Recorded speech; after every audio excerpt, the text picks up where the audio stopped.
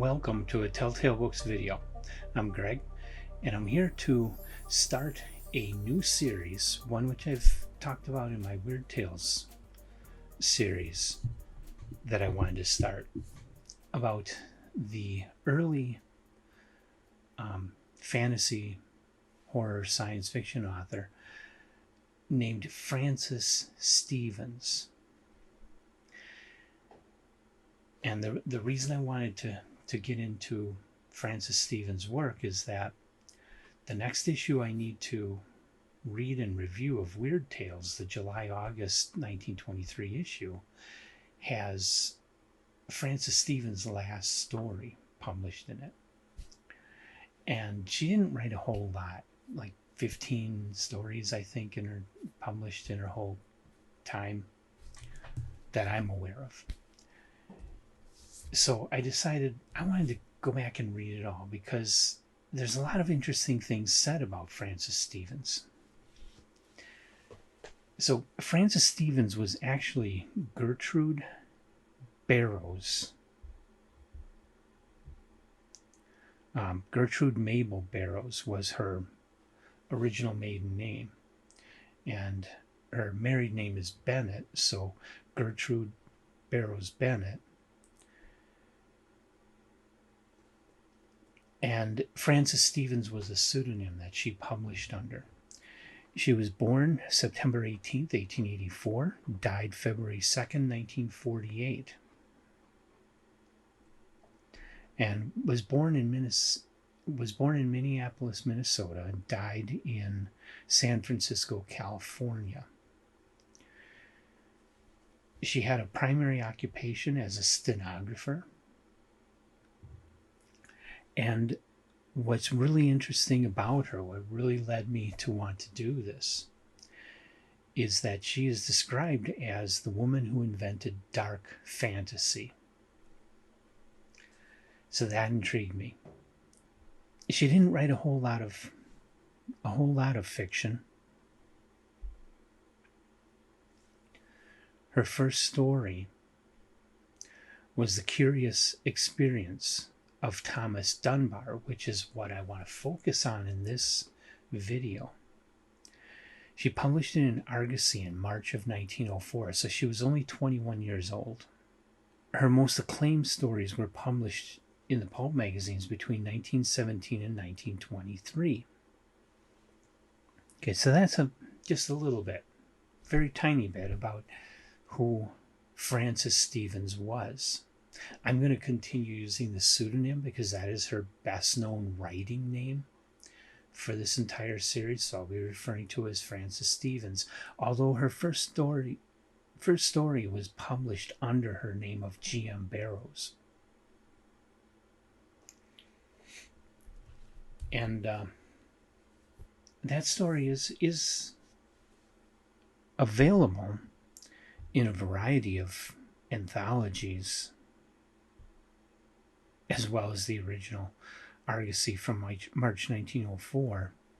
There are other anthologies that you can get it in. The most recent is this one, The Dreaming Sex, Early Tales of Scientific Imagination by Women, edited by Mike Ashley, who is an excellent scholar and publishes a lot of great anthologies in science fiction, fantasy, and horror, and I think even mystery. He's made a brilliant career out of doing many, many, many anthologies. The earliest one I had was Souls in Metal, which I purchased as a kid back in 1977 or 78, something like that. So this is only available as a trade paperback. It is available and available from Amazon, so it's not a used book. But it was published first in 2010, so it's also not a new book. Anyway, to get to my point, The Curious Experience of Thomas Dunbar, number 1 in my Francis Stevens bibliography. It is a very short story. And what happens is you got a guy, he gets hit by an automobile. And the driver takes the man. The driver is a scientist, takes the man back to his laboratory. And at the laboratory, a different man gets trapped where a stamping machine would kill him.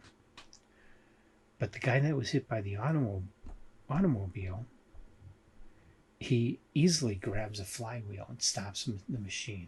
So suddenly he has these incredible superhuman powers. I won't go farther than that.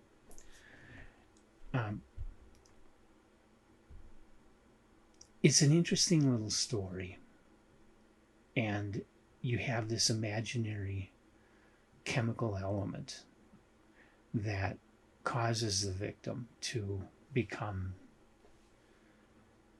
superhuman strength. The story is very imaginative and very well told for what it is, but it's not much more than an anecdote. It doesn't feel like a full story. It feels like somebody coming home from the store and relating something they saw in the parking lot. Okay, so it's definitely not a really mature work, which makes sense. First published story, really early age. And after this story, she didn't publish any more fiction again until 1917, when she published The Nightmare, which was published in All Story Weekly in 1917. So it's a good story. And if you really are interested in Frances Stevens, it's worth looking up and reading. Definitely worth buying this book, if for nothing else, for all the other stories in it. But this story is not something that's going to blow you away. It's not going to become a favorite story. It's just an interesting little story, and it only takes a few minutes to read. But this isn't any top tale or great work. So I was a little disappointed. I was expecting more, but I shouldn't have. Like I say, it's very first story. It's very short. I think based on what I've read about Frances Stevens, I can expect more to come. I mean, this story doesn't show me that she is the woman who invented dark fantasy. There's nothing really all that dark here. And it's more science fiction than fantasy.